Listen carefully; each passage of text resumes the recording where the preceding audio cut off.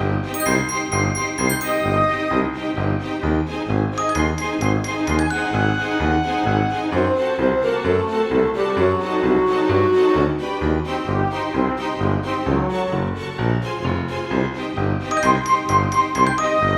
up, everyone? Welcome back to Boo Bash. Today I wanted to talk with you guys about one of the most common questions that I get basically in general, and it's about overall wellness, getting yourself back on track, getting motivated, getting determined, all of that. So if you guys want to learn and let's have that chat, then just keep watching. Right. So like I said, it is one of my most common questions that I get asked.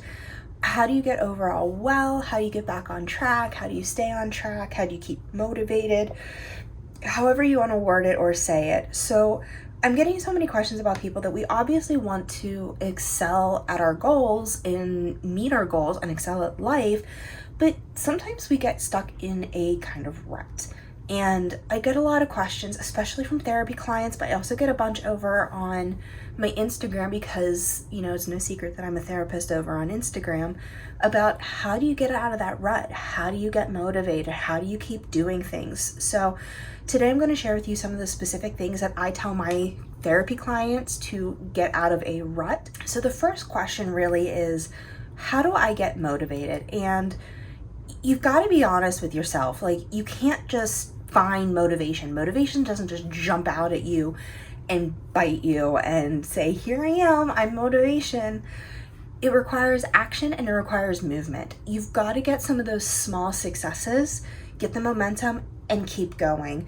You've got to have some of that determination that you're not going to give up, and you've got to have all of that movement, that momentum to be motivated. Like I said, motivation doesn't just jump out and bite you. One of the things when a lot of people are struggling to feel motivated that I tell them is, take a good hard look at yourself and be honest. Where is your time going? What are you focusing on? You know, what are you concentrating on? Where are you spending your time, and what are you doing during that time? So many times, you know, we feel like there is just not enough hours in the day. I mean, I've even said that before on my stories. You know, I wish there was like 30 hours in a day instead of 24. And, you know, we feel like in those 24-hour periods, we've done literally nothing. We haven't accomplished anything. And then we fall down this rabbit hole spiral of hating on ourselves and beating ourselves up because we feel like we've done nothing. One of the things that I like to encourage my clients, my challengers, my accountability group, everybody to do is I give them a copy of the 24-hour time wheel, and I'll insert it either here or here, wherever I have more space to insert it. And I'll also include a PDF of it down below for you to get access to. What I like to do is I have everybody fill out that 24-hour time wheel, and essentially, what are you doing during your day? Are you working? Are you on social media? Are you with your family? Drive time, all of that. So take a moment and map all of that out and take a look and see, what are you really truly spending your time on? Is it that you are maybe spending more time on TV, social media, and, for lack of a better term, mindless things? And when I say mindless things, I don't mean that they're bad, but what I mean is that those are those things that aren't making us better people. They aren't enriching our lives, like spending time with family or working on personal development or learning a skill or a hobby or anything like that. So again, if you feel like you're wasting your time, where do you feel like that all is going?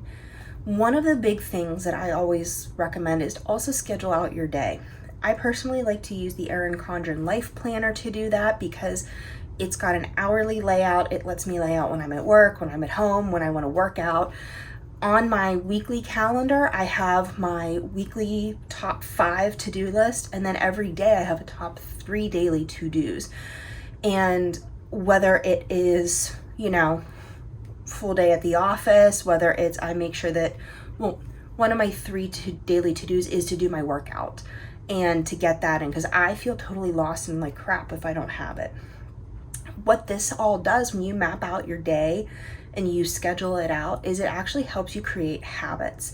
Habits can take up to 24 21 to 24 days to fully form a habit. I mean, if you've ever tried to, for example, stop biting your nails or stop chewing gum or anything like that, it takes a solid almost month to be able to do that. But whenever you write out your top to-dos and you check them off and you hold yourself accountable in that way, it actually helps you build all of those habits. One of the next things that I always suggest to clients, my accountability group, my challengers, everybody, is wake up earlier.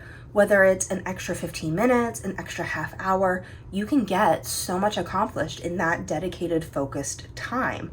And for me, when I needed to kind of revamp my physical routine, so like my workout routine and all of that, I actually started getting up an extra 45 minutes earlier. And yeah, it's rough at first, but it has let me get my workout in, and then I can focus on the rest of my day. I'm not worrying about trying to fit everything, into that day. I gave myself that extra time. Now, I know you're probably watching this because you are trying to reach some sort of a goal or something, whether it is getting motivated for your health, your mental health, physical, getting things together, to reach a goal of whatever that might be.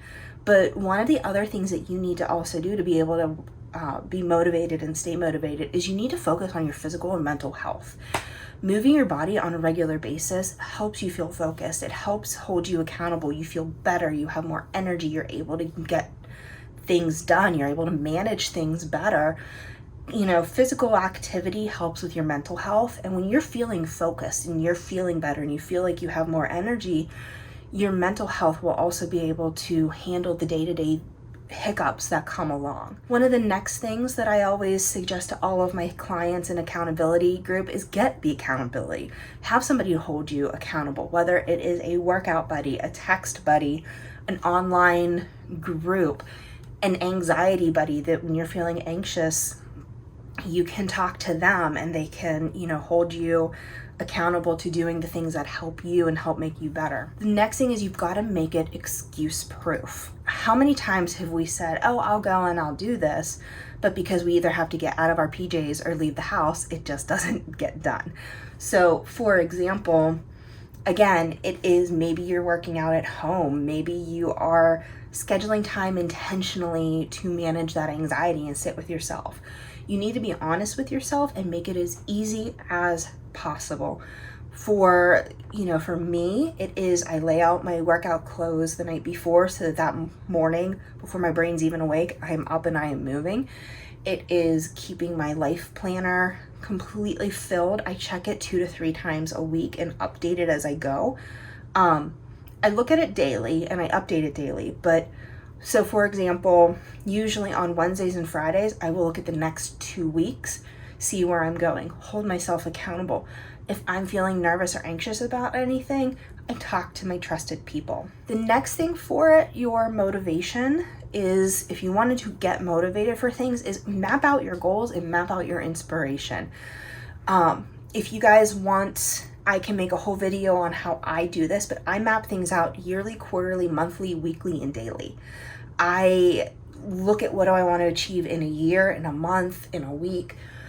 What is realistic? What do I want to achieve? And I always go realistic plus some for my big goals, like my yearly goals. But for things like daily and weekly, I go a little bit more realistic.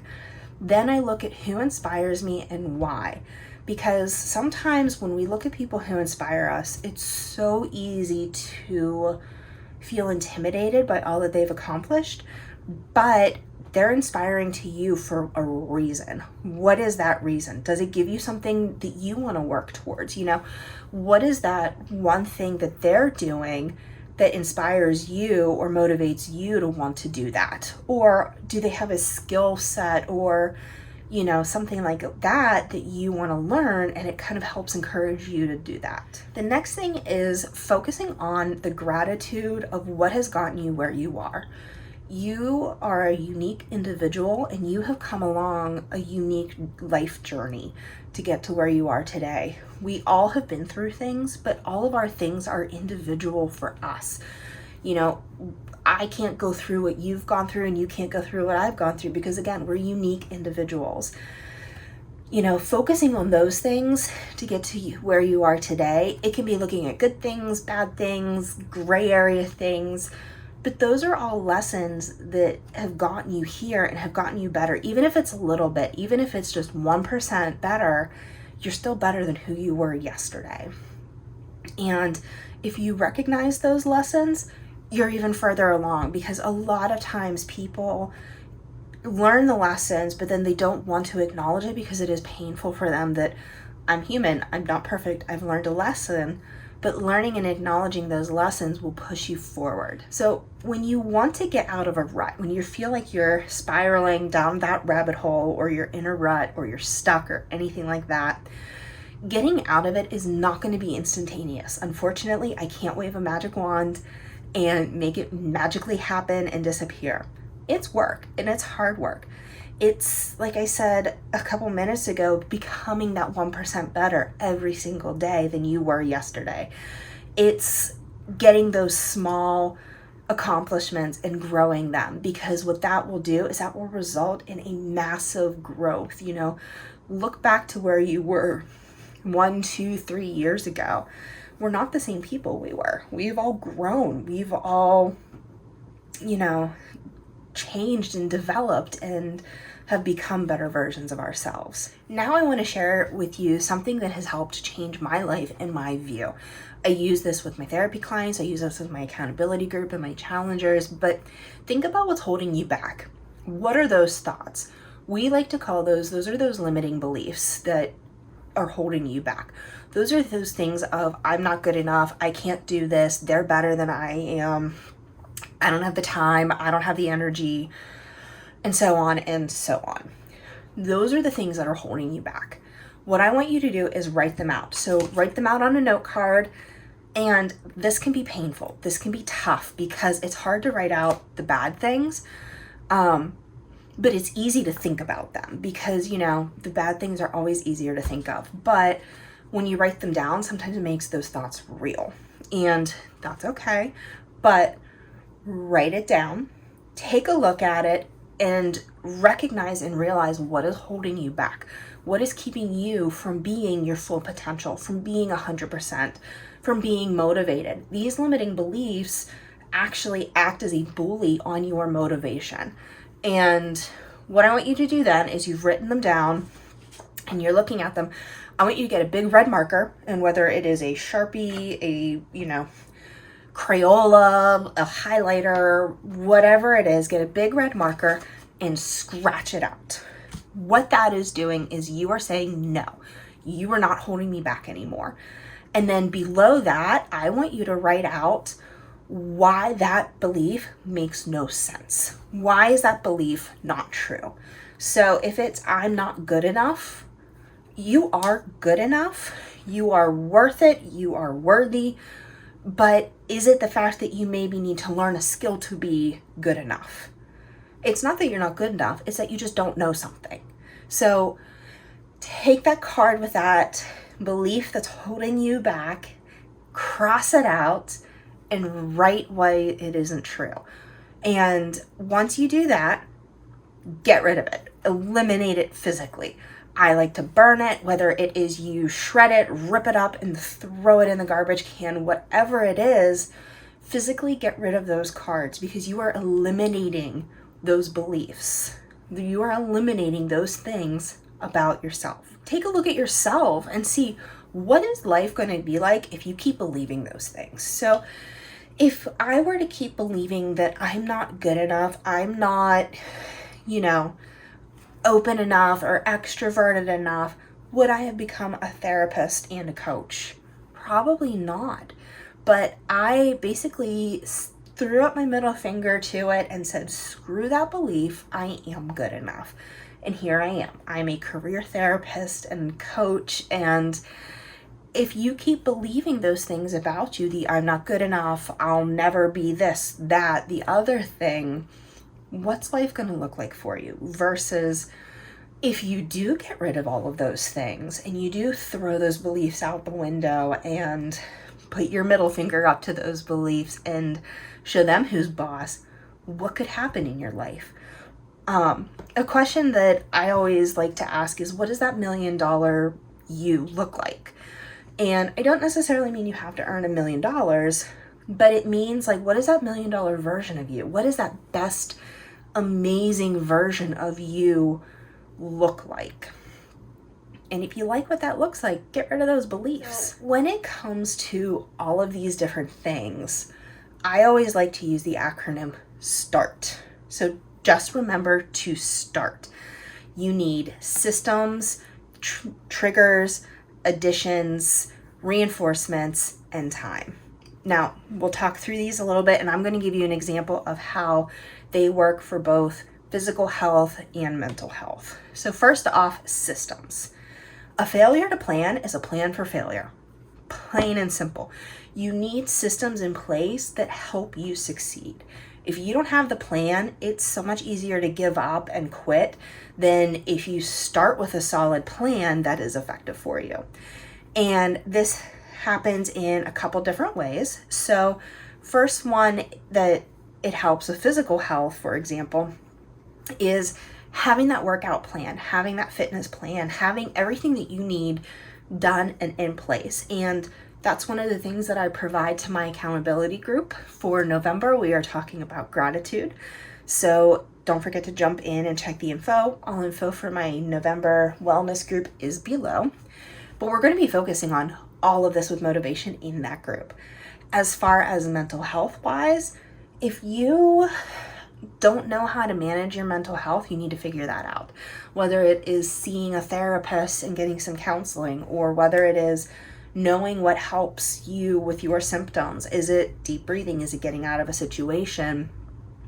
Having that system in place will help whenever it all happens. T is for trigger. So we have the system in place. Now we need to know what the triggers are. What sets you off and triggers you to be out of control?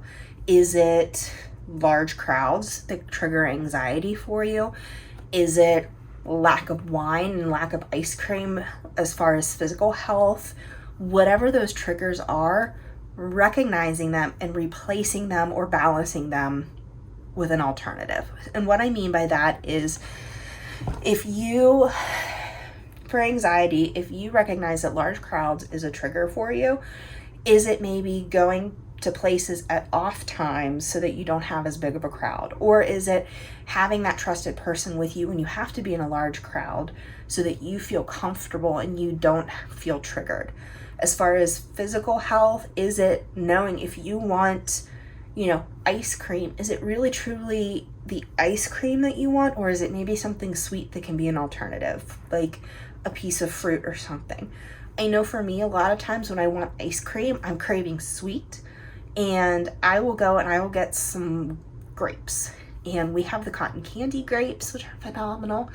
And we have them frozen in little bags. So if I want something cold and sweet, I go for my cotton candy grapes. And I'm eating grapes instead of a pint of ice cream. It's okay to give yourself the ice cream, but recognizing what is that trigger. If I have ice cream today, I know that I'll maybe reach for the grapes tomorrow, because otherwise then I'll start in that spiral of, well, I'm just going to give this all up. The next one for A is additions. So in any aspect of life, whether it's physical health, mental health, reaching goals, whatever it is, we all wish that we had that magic pill or that fairy godmother wand that would just work instantly and make everything happen. Unfortunately, life's not like that. There is no quick fix. As far as physical health, hard work, nutrition, and sweating it out are the only thing that can help. For mental health, facing the trigger, identifying a coping mechanism, and then identifying a management skill is the only way to deal with that. Other goals, you've got to create certain steps. There's no quick fix. As far as R for start, reinforcements. You need support and you need accountability. It's hard to do new habits, it's hard to get started, and it's hard to do things on your own sometimes, especially when it's something that's brand new. Having reinforcements, whether it is a therapist for your mental health, that team to cheer you on, and an accountability group, it fuels your success, it keeps you accountable, and you get to have that feeling that you're truly gotten. And what I mean by that is you find that person or those people that truly, truly get you. And it is that in itself creates such a feeling of an accomplishment, because how hard is it to find people that get us, right? As far as T for start, time management. You need a schedule. It helps you know what you're going to do. It helps you know how to stay on track. It helps hold you accountable to yourself, because you're checking things off of your to-do list. And one thing that I always like to tell my clients in my accountability group is scheduling that time with yourself is basically like you're making an appointment with yourself. If you schedule an hour for a doctor's appointment, you're not just going to blow off that doctor and not go to the appointment. So if you schedule 45 minutes, an hour for yourself to work out or take a bath or have me time or alone time, should you really be skipping that appointment? And it is so vitally important to schedule that time for yourself. And it's also important, though, to remember to schedule yourself realistically. If you're not scheduling yourself realistically, it's gonna just blow up and make you feel like you can't do it. And it's gonna create making those new habits that much harder. So for example, if you're like, yeah, I can do an hour of me time every single day, but then you work and you have kids and you have to take care of the house, is an hour really realistic for yourself? Or would an hour on Saturdays plus 10-15 minutes throughout the week more realistic? So being realistic with yourself is one of the biggest things as far as time management. So those are all of my tips and tricks for motivation: how to get motivated, how to get out of that rut, and how to get yourself going. I hope you guys enjoyed this. If you want any more tips or tricks, go check me out on Instagram, because I do a lot of that stuff over there as well. I have info down below on my accountability group for November, focusing on all of our wellness and the motivation and keeping things going and getting things going. So check that out. Otherwise, I'll see you guys tomorrow. Stay spooky, everybody.